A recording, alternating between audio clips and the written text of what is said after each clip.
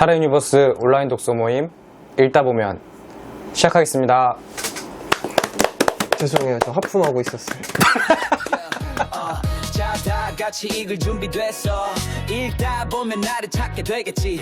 읽다 보면 언젠간지 저희가 지난해 고정순, 김소희 작가님 두 분과 온라인 독서 모임을 진행을 했었는데 많은 분들이 시청을 해주시고 함께 해주셔서 좋은 책 그리고 좋은 이야기들 많이 나눠봤던 것 같습니다. 그래서 올해는 저희 작년에 독서 모임 현장에서 함께 했던 저희 두 감독님들과 함께 우리가 또 1년 동안 독서 모임 하면서 배웠으니까 또 일반인들의 시각으로 책을 한번 읽어보고 이야기를 나누고 함께 또 새로운 회원님들과 이야기 나누는 것도 좋겠다라는 생각이 들어가지고 시즌2는 이렇게 저희 타라 유니버스 멤버들끼리 한번 진행을 해보게 되었습니다. 자기소개를 저희가 해야 될 것 같은데 정바곡 상담소라고 청년들의 정신건강을 위한 상담 프로그램을 저희가 만든 적이 있어요. 네. 그때 제 닉네임이 정선배였거든요. 네. 그래서 이번 온라인 독서 모임 때도 저는 정선배로 한번 가보도록 하겠습니다. 정선배. 정선배입니다. 선배 컨셉으로 가야 되나요? 아니요. 아니에요? 그냥 제가 선배 소리를 듣고 싶어갖고. 저 항상 뭐 오픈 톡방이나 이런 데서 저희 강아지 이름으로 들어가거든요. 그래서 저는 짜루로 하겠습니다. 좀 신체도 비슷하기 때문에 닥스훈트와 엄청 귀여워지. 짜루님입니다. 일단 훈 하겠습니다. 무슨 의미가 있죠? 응? 현훈의 훈입니다. 아. 5월에 독서 모임으로 선정한 책은 장재열 작가님의 리커넥트라는 책입니다. 리커넥트. 장재열 작가님이 본인의 상담가로서의 경험을 살려서 본인이 상담하셨던 상담 이야기들을 조금 책에 맞게 각색을 하셔서 엮은 그런 책인 것 같아요. 이 책을 선정했던 이유는 저희도 교보문고에서 홍보하는 거를 보고 이 책 되게 재밌겠다 해가지고 선택한 것도 있었고 네. 그리고 굉장히 오랜만에 이렇게 저희 회원님들과 함께 지금 만나게 됐는데 회원님들과의 시간을 좀 다시 한 번 더 연결하고 싶다라는 마음으로 리커넥트라는 책을 또 선택한 것도 있습니다. 이 책에서 주로 다루고 있는 이야기가 사회적 고립이라는 주제입니다. 저는 이제 개인적으로 사회적 고립을 경험해봤고 제가 예상키로는 현우님은 사회적 고립과 좀 가까운 상황이시라는 생각이 들었고 여기는 사회적 고립이 뭔지 평생 모를 것 같고 요런 되게 다양한 케이스들이 있어가지고 지금 아마 참여하고 계신 회원님들 중에서도 사회적 고립이 뭔가에 대해서 잘 모르시는 분들이 계실 것 같아서 네. 이게 근데 사실 딱 사회적 고립이라는 얘기를 들었을 때 네. 은둔과 사회적 고립을 헷갈릴 수가 있잖아요. 맞아요. 네. 이 책에서도 지금 정의를 딱 해주고 있는 게 은둔은 진짜 완전히 관계가 차단된 그런 상황인 거고 고립은 뭐 직장 생활도 하고 직장 동료들이랑 이야기도 나누지만 집에 딱 돌아왔을 때는 아예 관계가 차단되어 버리는 그런 상태를 사회적 고립이라고 얘기를 했었기 때문에 이 두 개가 좀 다르잖아요. 그죠. 두 분은 이 차이에 대해서 좀 알고 계셨나요? 저는 사실 은둔이나 사회적 고립이나 저는 사실 막 똑같은 건 줄 알았거든요. 근데 이 책에서 확실히 딱 그거를 나눠서 설명해 주니까 제대로 알았어요. 훈님은? 저도 그건 마찬가지였어요. 은둔이랑 고립을 구별하는 거는 이 책을 통해서 처음 알았고, 뭐 심지어 여기서도 작가님이 그렇게 본인도 그랬다고 얘기한 거 맞죠? 본인도 이거가 구별된다는 거를 몰랐었다고 얘기를 하셨던 것 같은데 그만큼 뭐 통용화되지 않은 그런 개념이 아닌가 좀 싶더라고요. 그래도 그리고 중요한 게 사회적 고립에 처한 사람들이 은둔으로 갈 확률이 굉장히 높다라는 그런 이야기였고 지금 통계적으로 사회적 고립에 처해 있는 사람들이 우리나라 그 성인 중에 3명 중에 1명이라는 통계 그것도 되게 생각보다 네. 되게 높던데요. 네. 예. 그래서 딱 봤을 때 저 사람은 괜찮은데? 잘 생활하고 있는데? 라고 생각하는 사람 중에서 사회적 고립에 있는 경우가 많다라는 거잖아요. 이 책을 작가가 쓴 이유도 사실 그런 거겠죠.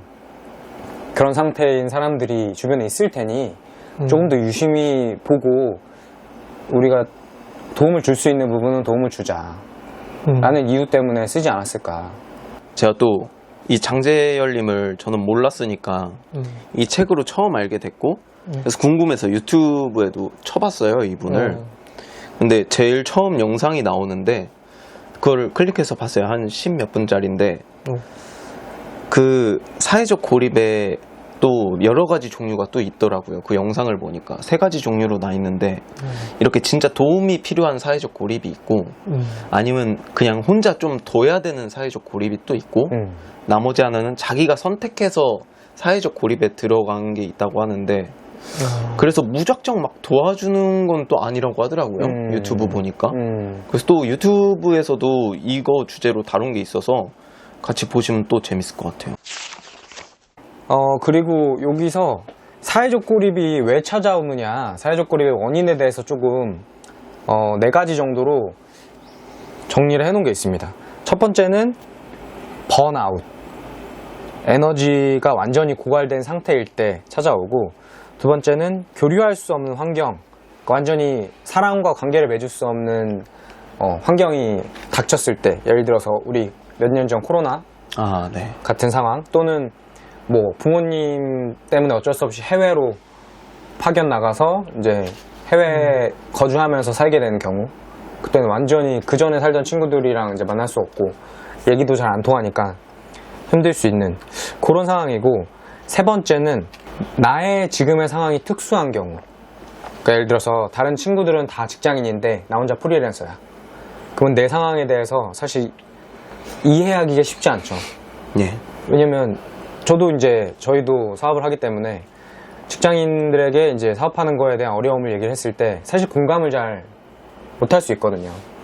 그래서 이 장재열 님도 어느 순간에는 말을 아예 안 하게 되더라, 이런 얘기를 하잖아요. 자연스럽게 이제 고립이 이루어지는 거죠. 그리고 마지막에 4번째, 내가 힘든 게 너무 보편적인 문제이기 때문에 얘기를 해봤자 그거 다 힘들어, 안 힘든 사람이 어딨어, 진짜 이렇게 얘기하는 거. 사실 4번째가 제일 많이 들어본 얘기가 아닌가, 우리가. 맞아요. 나 힘들어 했을 때 힘든 거 배틀하잖아. 그쵸. 사람들이 나 이만큼 더 힘들어 이러면서. 제가 처음에 이제 사회적 고립을 겪었다고 했던 상태가, 저는 여기 어떻게 보면 다 들어간다고 할 수 있거든요. 번아웃, 이제 육아하고 사업하고 거기에 코로나까지 겹치면서 정신적으로 육체적으로 엄청나게 좀 힘들었었고, 또 애 키우는 사람들이랑 얘기를 하면은 다 힘들고, 그러니까 그렇다고 이제 여러분들한테 얘기하기에는 여러분들도 저랑 다른 상황이니까, 그래서 저는 명상을 배웠습니다. 잘 찾아가셨는데. 네. 저 나름대로의 돌파구를 찾아야겠다라는 생각을 했었어요. 하루는 이제 아기를 재우고 그때 이제 불면증도 걸렸었는데 잠이 너무 안 와가지고 글을 썼는데, 내가 다시 예전의 나로 돌아갈 수 있을까? 거기에 대한 글이었어. 너무 힘들다 지금. 그리고 뭐가 힘드냐면 육체적, 정신적으로 힘들지만 예전의 내 모습으로 돌아갈 수 없을지도 모른다 라는 거에 대한 두려움. 예전에 되게 막 열정적이고 뭐든 도전하고 막 이렇게 에너지 넘치고 이랬던 나로 돌아갈 수 있을까? 이런 두려움이 되게 컸었던 것 같아요. 그래가지고 이 장재열 님이 옛 여자친구 만났을 때 그게 너무 나랑 오버랩이 되니까 네, 저는 되게 여기서 많이 좀 위안을 얻었는데, 그 돌아가고 싶었던 예전의 모습이 본인의 원하시는 이상적인 모습인 거죠. 내가 생각했을 때 진짜 내 모습이다 라고 생각하는 네. 모습? 네, 근데 그런 모습대로 사실 계속 살아갈 수는 없잖아요. 환경이 이제 변하고 네. 나의 상황이 변하고 이러면 근데 어쨌든 사람은 내가 제일 나다운 모습일 거라고 생각하는 쪽으로 계속 간다고 생각하거든요. 언젠가는. 네. 이 상황에 따라서 내 모습이 달라지지만 결국에는 내가 제일 좋아하는 내 모습으로 돌아간다 라는 저는 그런 확신이 있어요. 여기서 사례 중에 그 80대 아저씨, 할아버지께서도 이런 고립을 겪는 에피소드가 나오잖아요. 저희는 이제 뭐 30대, 40대 요 정도까지만 살다 보니까 이게 약간 전부인 것 같고 약간 여기에만 이렇게 막혀있는 느낌이 좀 있는 것 같아요. 우리 인생을 좀 길게 좀 이렇게 떨어져서 보면 우리가 원하는 모습의 방향으로 간다고 봤을 때 인생이 좀 더 길게 보는 시야가 좀 필요하지 않을까, 네, 이런 생각도 좀 들었습니다. 그쵸. 네. 근데 그런 깨달음이 그 시기가 지났을 때는 보이게 되는데 그죠? 내가 막상 거기에 탁 막혀버렸을 때는 진짜 아무것도. 그 상황만 보이죠, 계속. 진짜 눈물 나는 것 같아요. 그래서 이런 여기서 나왔던 테라피나 이런 것들이 좀 도움되겠다 싶은 게 저를 강제적으로 이걸 하면서 나를 바깥으로 끄집어내게 해주니까 방법론적인 것들이 진짜 필요하겠다 이런 생각은 되게 들었어요. 그래서 이 책에서 사회적 고립을 겪고 있는데 뭔가 새로운 걸 시도하려고 고립을 탈피하기 위해서 노력하는 사람들을 위한 몇 가지 솔루션이 제공이 되고 있습니다. 그 중에서 뭐 본인이 생각했을 때 제일 기억에 남는 솔루션이 있을까요? 달의 뒷면 얘기가 있어요. 달의 뒤편 발견하기. 43쪽인데요. 관점의 변화? 네. 방금 말했듯이 이제 특히 고립이나 이런 어려움을 혼자 겪게 되면 본인들 되게 자책하게 된다고 생각을 하는데 그러다 보면 본인의 그런 단점에만 이렇게 몰두하게 되는 양상이 되게 강하더라고요. 반대로 생각하면 또 장점이 될 수 있다는 이거를 끄집어낼 수 있는 이 테라피가 좀 눈에 와닿더라고요. 그래서 저는 네. 이 부분을 읽으면서 두 분이 되게 떠올랐어요. 성향이 되게 명확하잖아요. 어떻게 보면 좀 반대된 성향이라고 할 수도 있고 근데 같이 저는 두 분이나 일을 하면서 네. 이런 상반되는 특징들이 어떨 때는 되게 장점으로 우리 일의 장점으로 다가오고 어떨 때는 좀 단점으로 다가오고 이게 상황마다 되게 다르거든요.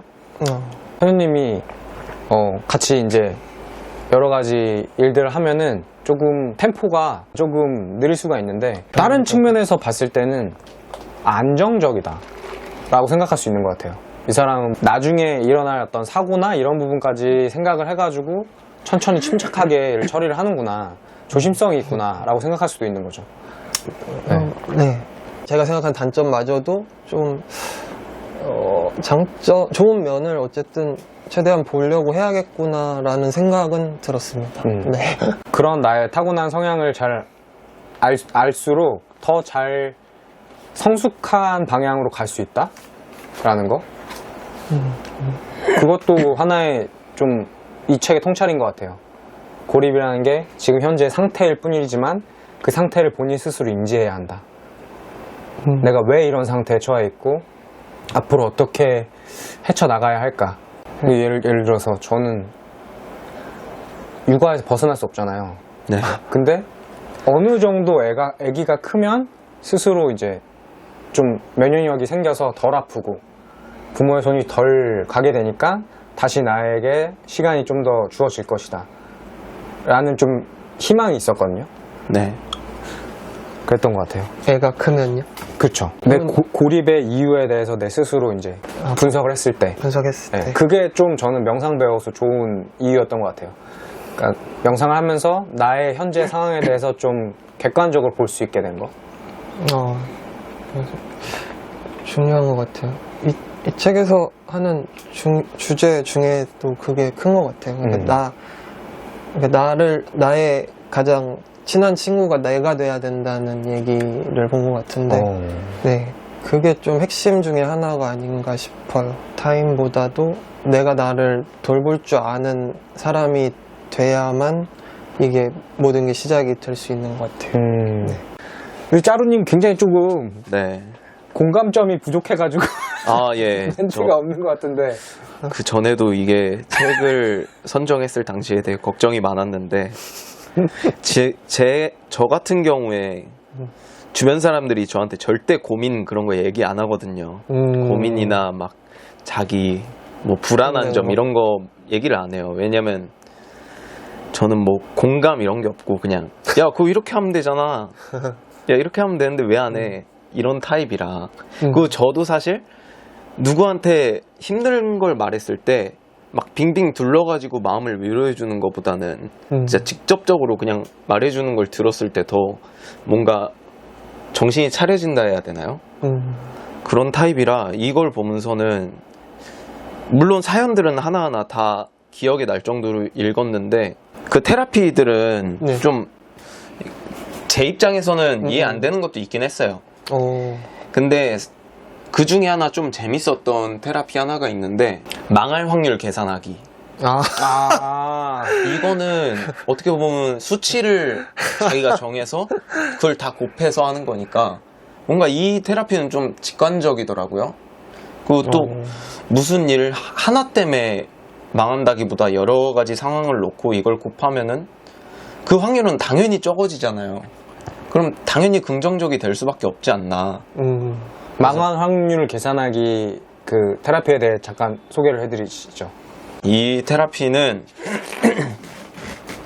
실제로 전문가들이 실제로 쓰는 방법이라고 하는데요. 이제 종이 위에다가 자기가 생각하는 요소 여러 가지를 이제 실제로 일어날 확률을 적은 다음에 거기에 확률을 하나하나 다 적어요. 거기에 대한 근거도 달고 그런 다음에 이제 마지막에 그 확률들을 다 곱합니다. 그러면 이제 그 걱정하는 사항들이 동시에 일어날 확률이 나오겠죠. 근데 보통 확률이란 게 그래도 막 그런 망할 확률이 막 80% 이러면 사실 이런 거 안 하고 있죠. 그냥 뭐 망할 확률이 80% 되는데 이런 거 안 하고 있을 테니까 조금 그러면 여러 가지 상황을 곱하면 확률이 낮아지지 않나. 그럼으로 인해서 그 확률을 보면서 조금 더 그래도 이 정도 확률밖에 안 되네. 그래도 이겨나갈 수 있겠다. 이런 생각을 할 수 있겠다라고 좀 공감이 됐어요. 저 신기한 게 진짜 저랑 반대인 거 맞구나 이 생각은 들어요. 왜냐면 저는 제일 와닿지 않은 테라피가 이거였어요. 그러니까 이 숫자라는 것도 진짜 막연하잖아요, 사실. 제가 테라피 다 좋다 이렇게 하면서 넘어갔을 때 좀 제일 안 끌렸던 게 이거였거든요. 그렇구나. 그래서 지금 신기해서 얘기가 나오는데. 참고로 그 관점 바꾸기 아까 예. 나의 장점이 단점 그거 사실 지우개 테라피 아니었나요? 아니에요, 두 개예요. 지우개 다른 거였나? 지우개도 다른 있고? 거예요. 아, 지우개가 제일 마지막쯤에 나온 테라피고 지우개도 따로 있어요. 근데 좀 어떻게 보면 두 개가 좀 비슷하다고 저는 맞아요. 맞아요. 맞아요. 비슷해요. 비슷해요. 근데 제일 그 짜루님이 비웃었던 테라피가 그거예요. 그거는 근데 오그라드니까 또 그럴 수도 있을 것 같아. 약간 그런 거 아니에요? 약간 오그라든다기보다 그 뜬구름 잡는. 그러니까 아니 이걸로 이게 해결이 되나? 해결이 이게 좀 더 가깝지 않았어요? 그죠. 그것도 그렇고 뭔가 그런 어쨌든 그 스트레스가 있는 상황 자체를 종이에다가 적은 다음에 그거를 다시 지우개를 넣고 이런 인풋을 한다는 것 자체부터가 저는 약간 이해가 안 되는 거예요. 근데 이제 거기에 더해서 지운 다음에 혼자 이렇게 되뇌이는 거잖아요. 그 테라피가.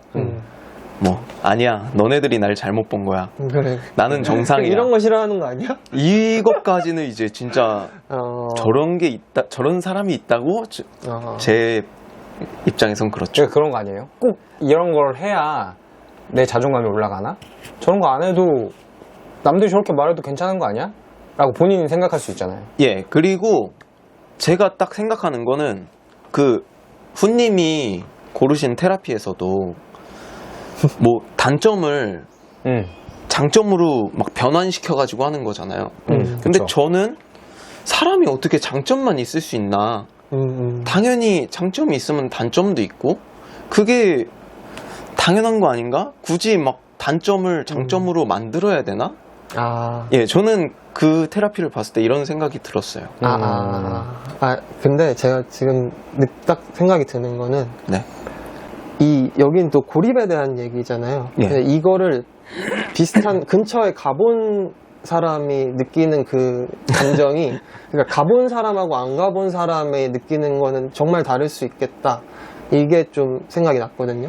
그러니까 논리적으로 이성적으로 평소에 얘기를 하는 상태에서는 이게 당연히 맞고 이제 누구나 이걸 그렇지라고 생각을 하는데 이게 고립이란 상태가 이제 굉장히 약해진 상태다 보니까 그런 생각조차도 못하게 되는 좀 그런 지점들이 있거든요. 그러니까 그런 상황을 나오냐 안 나오냐에 따라서 이 관점은 완전히 달라질 수도 있을 것 같아요.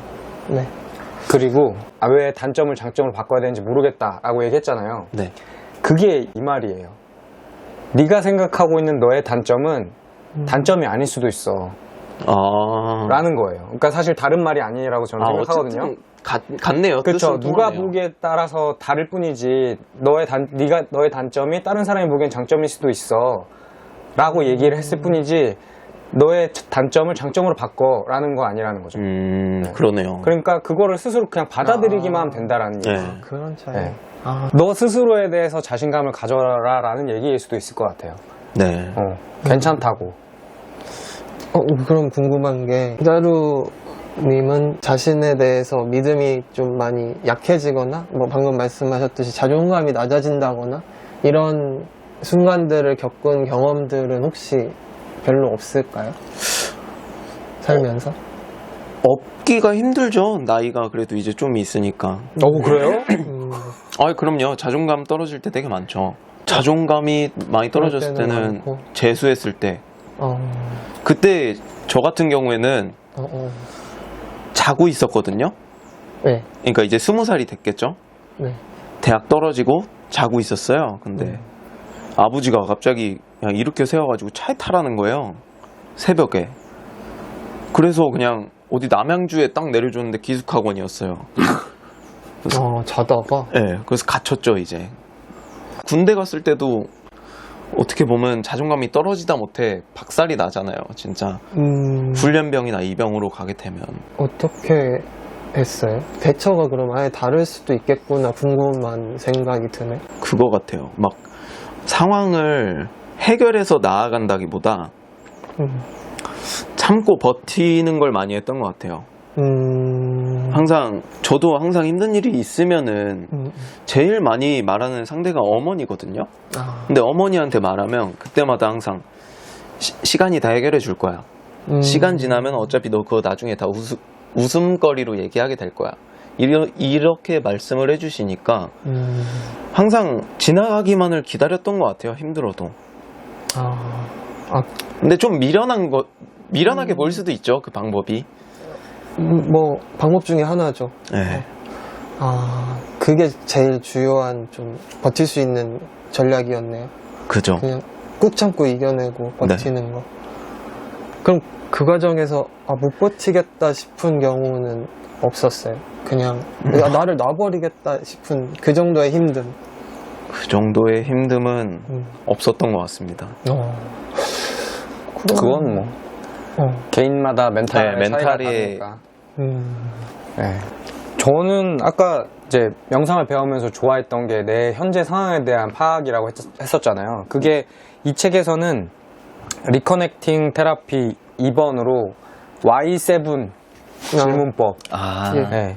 지금 나의 상황에 대해서 계속 왜라는 질문을 던져가면서 왜 웃는 거죠? 짜루님? 죄송합니다. 말씀하시죠. 저 이것도 약간 웃겼어요. 근데 저는 되게 좋았어요. 계속 질문을 해 나가다 보면 결국에 지금 나의 상황에 대해서 객관적으로 바라볼 수 있게 된다. 라고 저는 생각했었고, 그리고 지금 짜루님이 얘기한 거랑 마찬가지인데 가만히 아무것도 안 하고 상태가 좋아질 때를 기다린다. 저는 그것도 되게 좋았던 것 같아요. 지금 리커넥팅 테라피 8번 건강하게 홀로 있는 법으로 이제 나와 있는데, 이제 우리는 어릴 때부터 계속 뭔가를 해야 된다.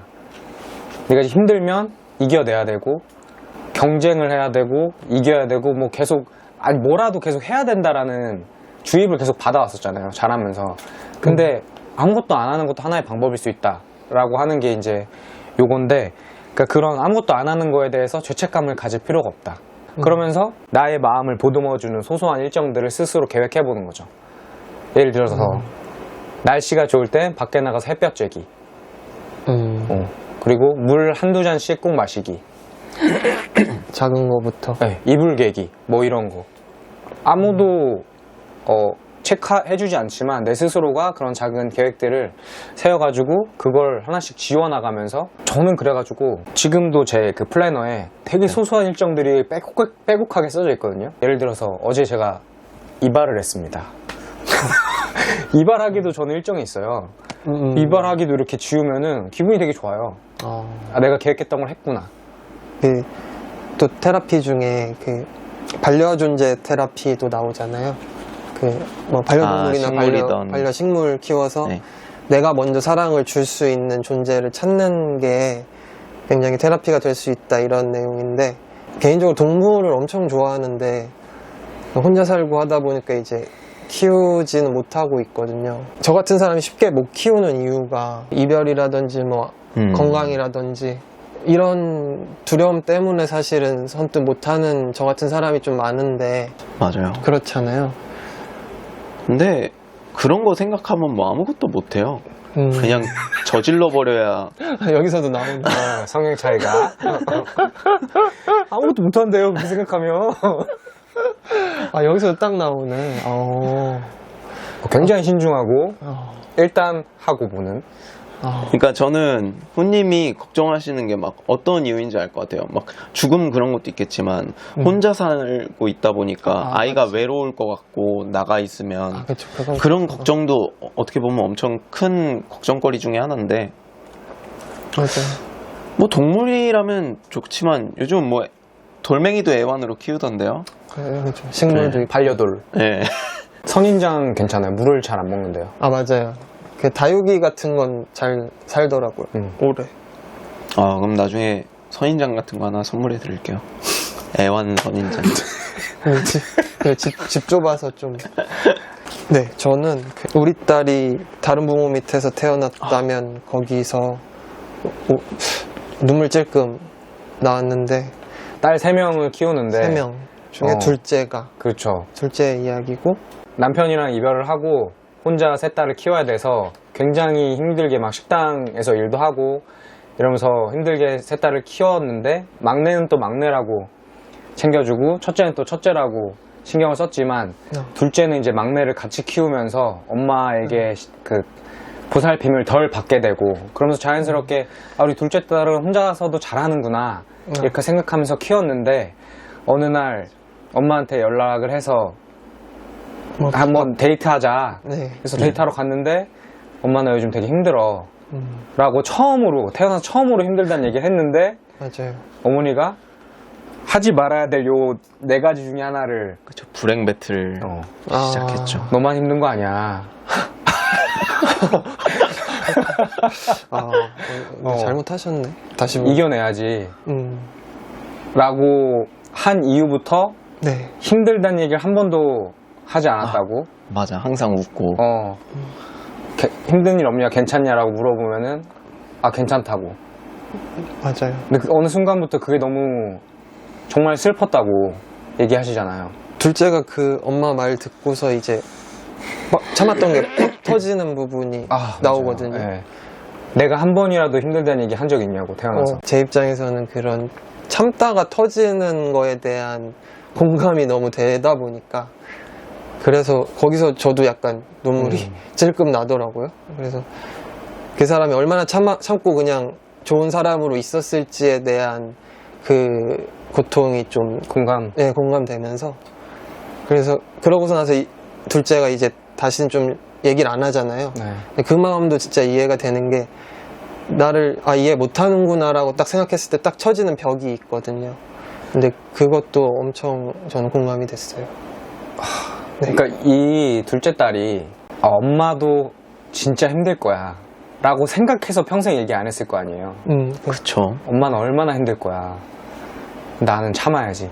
네. 그렇게 참다가 진짜 못 참겠어서 얘기한 거잖아요. 그 상황이. 네. 그 두 사람의 그 마음이 너무 공감이 되고, 그래도 엄마가 한 번쯤은 따뜻하게 위로해줬으면 어땠을까. 그래서 나중에 어떻게 됐죠? 같이 있던 다른 어머님이 솔루션을 주셨는데 거기도 이제 어떻게 보면 좀 비슷한 상황이었어요. 근데 막 억지로 다가가려 하지 않고 정말 사소한 간식이라든지 이런 걸 하나씩 놔두고 쪽지를 적어주는 거였는데 그렇게 하다 보니까 이제 자식이 애도, 나중엔 자기가 설거지도 하고 잘 먹었다고 말도 하고 그렇게 하면서 자연스레 좀 풀어졌다는 그런 해결 방법이 맞아. 나왔는데 되게 좋은 방법이다라고 생각이 들더라고요. 왜냐면 막 사실 그렇게 진짜 벽이 쳐져 버렸는데 그 벽을 허물려고 망치질을 해버리면은 더 강한 벽을 세워버릴 것 같거든요. 근데 그렇게 조금씩 타협이 아니죠.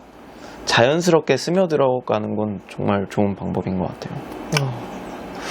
맞아요. 저도 공감해요. 그 부모가 기다려준다는 게 진짜 어려운 일일 것 같고 또 진짜 그만큼 또 효과 있는 일이 아닐까 저도 이걸 보면서 느꼈어요.